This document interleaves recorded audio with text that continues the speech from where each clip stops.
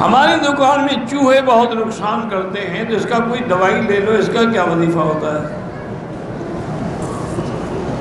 اس کے لیے دوائیں ملتی ہیں، یہاں منڈی میں چلے جائیں، ان کو کہیں کہ چوہے مار کے دوائی دیں، وہ دوائی دیں گے تو وہ دوائی اتنی سخت ہے کہ اس کو کسی ٹماٹر کے ٹکڑے کر کے لگا کے پھینک دیں، دو چار تو مر جائیں گے، باقی بھاگ جائیں گے، پھر وہاں آئیں گے بھی کبھی نہیں۔ یہ بڑی سمجھدار شیطان ہے۔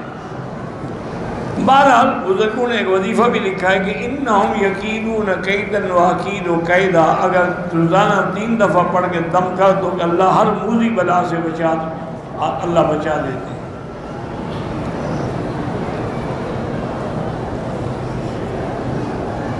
قرآن پڑھتے وقت بچے بار بار سوال پوچھتے ہیں، ہاں رک کے جواب دے دو، پھر شروع کر دو۔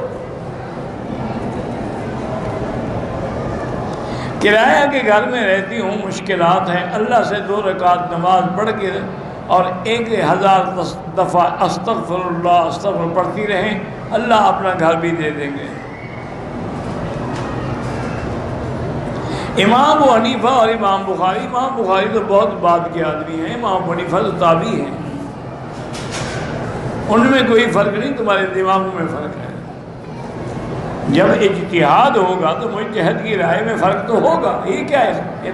اب 2 وکیل بحث کر رہے ہوتے ہیں، دونوں وکیل حالانکہ پوائنٹ ایک ہوتا ہے لیکن اپنی اپنی اوپینین دے رہے ہوتے ہیں۔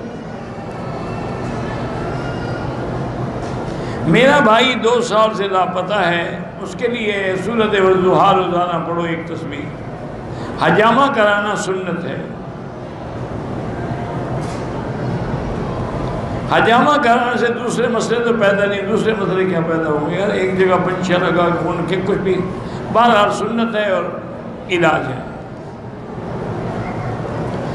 جس کے کرنے سے غصہ کم ہو جائے، والکاظمین الغیظ والعافین عن الناس واللہ یحب المحسنین، یہ آیت پڑھا کریں، انشاءاللہ بلڈ پریشر آپ کا ٹھیک ہو جائے گا۔ صلاۃ الحاجہ کا پہلا طریقہ کیا؟ وہی ہے 4 رکعت نیت کر کے پڑھو۔